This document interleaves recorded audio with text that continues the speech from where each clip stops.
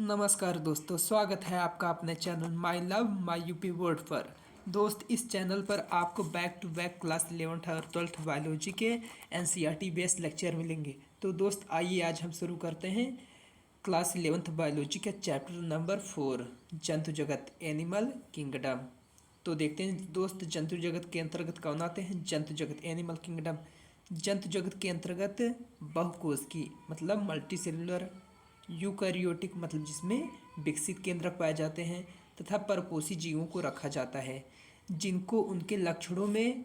तो दोस्त, अगर हम जंतु जगत की बात कर रहे हैं मतलब बहुत सारे जीवों की बात कर रहे हैं, ये सभी जीव क्या होंगे, एक जैसे होंगे नहीं। वही बात कर रहा है कि जिनको उनके लक्षणों में समानता तथा असमानता के आधार पर निम्नवत 11 संघों में बांट दिया गया है। पहला, porifera, coelenterata, ctenophora, platyhelminthes, aschelminthes, annelida, arthropoda, mollusca, echinodermata, hemichordata and chordata. Repeat कर रहे हैं दोस्त, सुनिएगा। Porifera, coelenterata, ctenophora, platyhelminthes, aschelminthes, annelida, arthropoda, mollusca, echinodermata, hemichordata and chordata. ठीक दोस्त, इसमें से जो आपका संघ पोरीफेरा है, ये सबसे लोअर क्वालिटी के जंतु होते हैं, तथा जो संघ कार्डेटा है, इसके अंतर्गत आने वाले जीव सबसे हाई क्वालिटी के होते हैं। मतलब ये सबसे विकसित जीव होते हैं, ये सबसे कम विकसित जीव होते हैं। ठीक, लेवल ऑफ डेवलपमेंट इनका बहुत कम होता है, इनका लेवल ऑफ डेवलपमेंट बहुत हाई होता है। ठीक दोस्त, तो दोस्त इसके अलावा आप सुने होंगे कि एक जगत प्रोटोजोआ भी होता है। ठीक, जगत प्रोटोजोआ। तो उस प्रोटोजोआ भी क्या होते हैं, यूकैरियोटिक होते हैं तथा परपोषी होते हैं, परंतु वो बहुकोशिकीय नहीं होते हैं, बल्कि क्या होते हैं, वे एक कोशिकीय होते हैं। जो जगत प्रोटोजोआ के जीव होते हैं वो यूकैरियोटिक तो होते हैं, यूकैरियोटिक भी होते हैं और परपोषी भी होते हैं, परंतु वो बहुकोशिकीय नहीं होते, बल्कि क्या होते हैं, एक कोशिकीय होते हैं।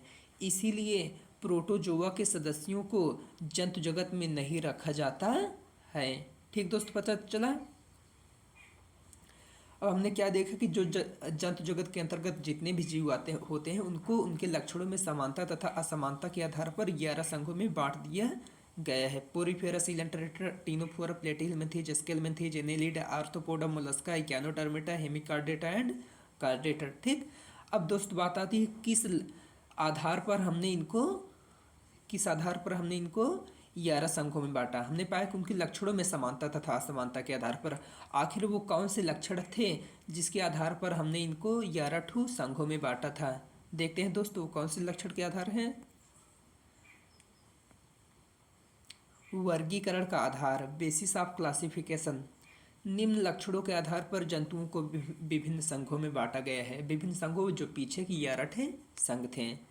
पहला क्या है, संगठन के स्तर, लेवल ऑफ ऑर्गेनाइजेशन, सममिति, सिमेट्री, भ्रूण के स्तर। ठीक, प्रगुह अथवा सीलोम, खंडी भवन, नोटोकार्ड।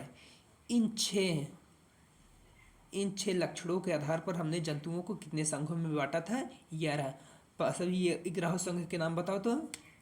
पहले पोरीफेरा, फिर सीलंट्रेटा, फिर टीनोफोरा, फिर प्लेटीहेल्मिन्थीज, एस्केलमिन्थीज, एनीलिडा, आर्थ्रोपोडा, मोलस्का के बाद इक्यानोडर्मेटा, हेमिकार्डेटा एंड कार्डेटा। ठीक दोस्त, अब सबके विषय में पढ़ते हैं। संगठन के स्तर क्या है, सम्मित क्या है, सबको एक एक करके हम पढ़ेंगे। सबसे पहले क्या पढ़ेंगे, संगठन के स्तर।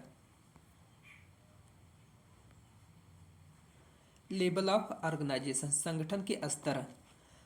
संगठन के स्तर के आधार पर अलग अलग जंतु अलग अलग स्तर के होते हैं।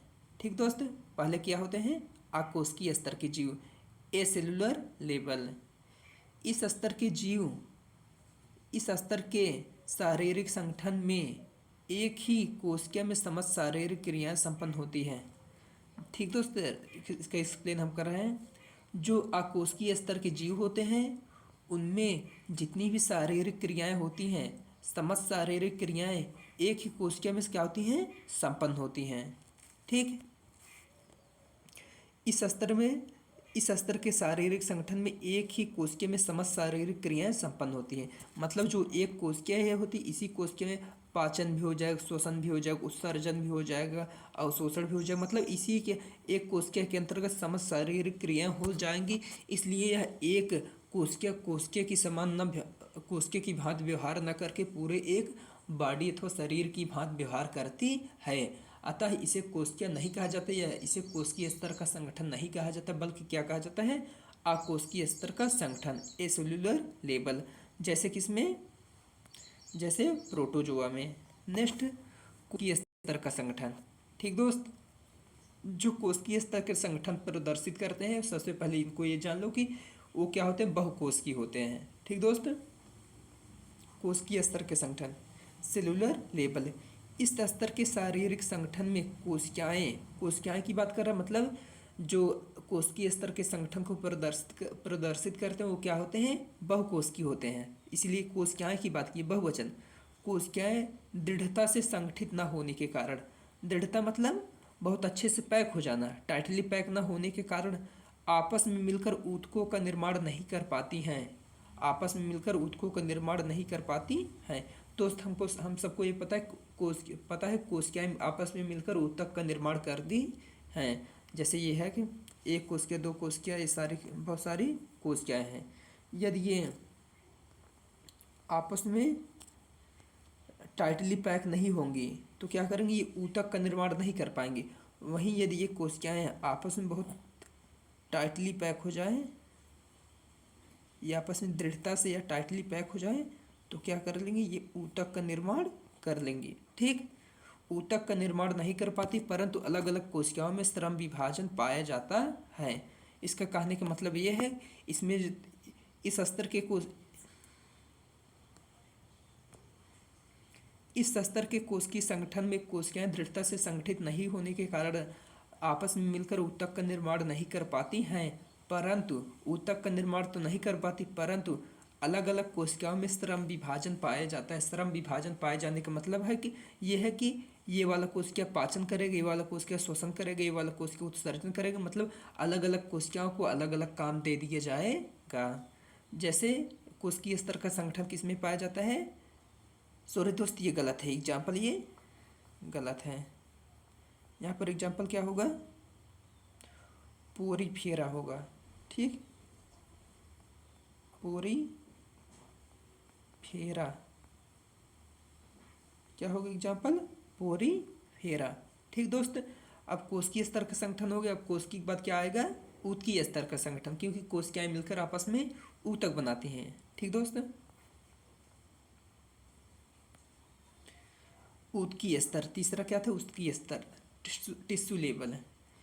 इस स्तर के शारीरिक संगठन में समान उत्पत्ति तथा कार्य वाली कोशिकाएं आपस में दृढ़ता से संगठित होकर ऊतक का निर्माण कर लेती हैं। ठीक, पीछे जो कोशिकीय स्तर के संगठन में था, उस स्तर के संगठन में क्या थी, कोशिकाएं आपस में दृढ़ता से पैक न होने के कारण अथवा दृढ़ता से न जुड़ी होने के कारण ऊतक का निर्माण नहीं कर पाती थी, परंतु इसमें कोशिकाएं इस स्तर के शारीरिक संगठन में समान उत्पत्ति तथा समान कार्य करने वाली कोशिकाएं आपस में दृढ़ता से संगठित होकर ऊतक का निर्माण करती हैं। जैसे किसमें, सीलंट्रेटा एंड टीनोफोरा में। नेक्स्ट, अंगीय स्तर का संगठन, चौथा ऑर्गन लेवल। इस स्तर के शारीरिक संगठन में संबंधित ऊतक, मतलब लगभग समान ऊतक आपस में मिलकर अंगों का निर्माण करते हैं। एग्जाम्पल क्या है, प्लेटिहेल्मिन्थेज।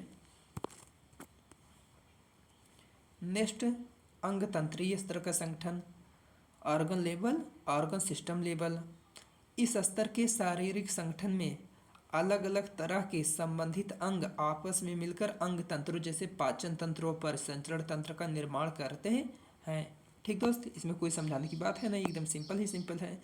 इस तरह के शारीरिक संगठन में अलग अलग तरह के संबंधित अंग आपस में मिलकर अंग तंत्र जैसे पाचन तंत्र और परिसंचरण तंत्र का निर्माण करते हैं।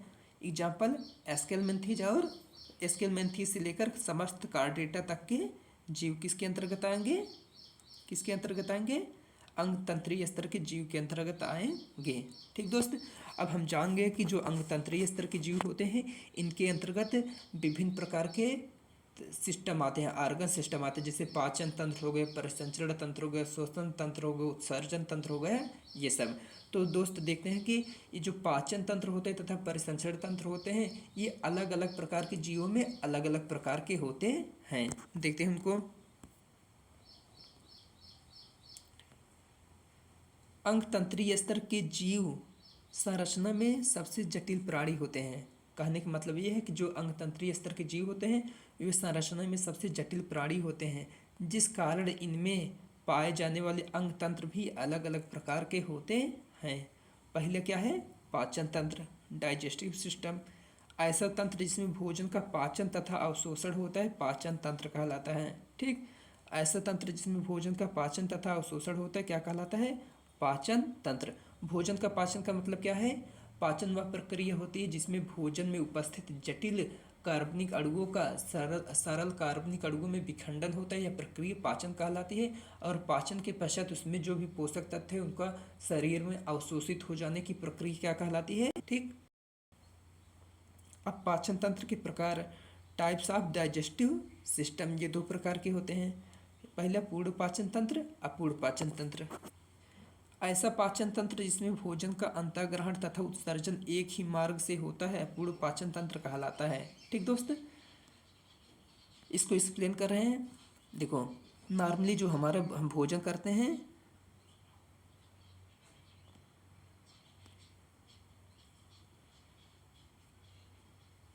एक मिनट,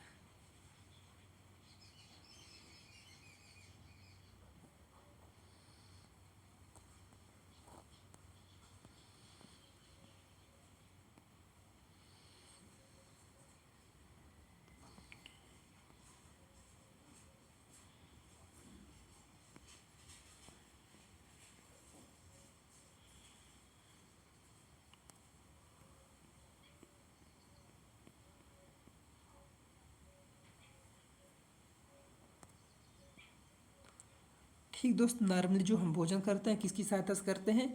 मुख की सहायता से भोजन का अंतःग्रहण करते हैं, मतलब भोजन को अंदर लेते हैं तथा गुदर द्वार के माध्यम से भोजन को या उत्सर्जी पदार्थों को बाहर निकालते हैं। ठीक, मतलब हमारे लिए भोजन के अंतःग्रहण तथा उसके उत्सर्जन के लिए क्या होते हैं? दो अलग अलग छिद्र होते हैं, तो दो अलग अलग अंग पाए जाते हैं। तो यदि भोजन का अंतःग्रहण तथा उत्सर्जित पदार्थों का उत्सर्जन एक ही मार्ग से अथवा एक ही रास्ते से होता है तो उसे क्या कहते हैं? अपूर्ण पाचन तंत्र कहते हैं। ठीक दोस्त, अब यही दिया गया है कि ऐसा पाचन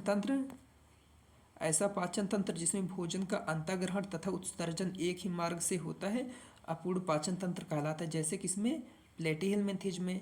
जबकि ऐसा पाचन तंत्र जिसमें भोजन का अंतःग्रहण तथा उत्सर्जन दो अलग अलग मार्गों से होता है पूर्ण पाचन तंत्र कहलाता है, जैसे कार्डेटम मतलब हम सब में भोजन के ग्रहण करने के लिए मुख होता है तथा भोजन को उत्सर्जित करने के लिए क्या होते हैं हमारे पास? गुदा द्वार होते हैं। ठीक दोस्त, अब देखते हैं नेक्स्ट क्या है हमारा। पहला तो पाचन तंत्र हो गया एक, अब हम क्या पढ़ेंगे? परिसंचरण तंत्र। ये आपकी एनसीईआरटी की लाइन टू लाइन है। परिसंचरण तंत्र, सर्कुलेटरी सिस्टम, ऐसा तंत्र जिससे होकर शारीरिक द्रवों का परिवहन होता है पाचन तंत्र कहलाता है। ऐसा तंत्र लिखो है, तंत्र है ना। ऐसा तंत्र जिससे होकर शारीरिक द्रवों का परिवहन होता है परिसंचरण तंत्र कहलाता है। परिसंचरण तंत्र के प्रकार, टाइप्स ऑफ सर्कुलेटरी सिस्टम, ये निम्न दो प्रकार के होते हैं। पहला खुला परिसंचरण तंत्र, दूसरा बंद परिसंचरण तंत्र। देखो, अब हम आपको सिंपल बता दे रहे हैं कि ये एक शरीर हो गया, ये एक शरीर हो गया, इसमें हार्ट होगा, इसमें हार्ट होगा। हार्ट के माध्यम से क्या किया जाता है? खून को पंप किया जाता है। लेकिन ये खून दो प्रकार से पंप हो सकते हैं। एक, खून हार्ट से निकलने के पश्चात सीधे क्या हो? पूरे बॉडी में फैल जाए, सीधे क्या हो? पूरे बॉडी में फैल जाए। और एक, हार्ट से निकलने के पश्चात खून नसों की सहायता से होकर पूरे शरीर में घूमे, या नसों में के अंदर बंद होकर पूरे शरीर में घूमे। तो जब खून या रुधिर नस की सहायता से बंद होकर शरीर में फैलता है तो उसे क्या कहते हैं? बंद परिसंचरण तंत्र। और जब हार्ट से निकल कर शरीर वैसे क्या होते हैं, पूरे शरीर में खुले तौर पर फैल जाते तो उसे क्या कहते हैं, खुला परिसंचरण तंत्र। तो देखते हैं इसके विषय में क्या हमें बताया गया है। ऐसा परिसंचरण तंत्र जिसमें रुधिर हृदय से निकलकर सीधे शरीर में फैल जाता है खुला परिसंचरण तंत्र कहलाता है, जैसे आर्थ्रोपोडा तथा मोलस्का। जबकि ऐसा परिसंचरण तंत्र जिसमें रुधिर हृदय से निकलकर रुधिर वाहिनी का धमनी तथा सिरा के माध्यम से शारीरिक अंगों तक पहुंचता है बंद परिसंचरण तंत्र कहलाता है, जैसे किसमें, कार्डेटा मतलब मनुष्यों में। हम सब में जो परिसंचरण तंत्र पाया जाता है उसमें क्या होता है, जो खून होता है हमारे क्या होता है नसों के माध्यम से शरीर के विभिन्न भागों में पहुंचते हैं। ठीक दोस्त, आज का क्लास बस इतना ही। नेक्स्ट दिन अब आपको अगला लेक्चर जो होगा सममित पर मिलेगा। सममित मतलब सिमेट्री। दोस्त इसके अलावा आपको और भी कोई टॉपिक चाहिए तो आप कमेंट बॉक्स में बता सकते हैं। इसके अलावा दोस्त आप इस चैनल को शेयर सब्सक्राइब कीजिए। ठीक दोस्त।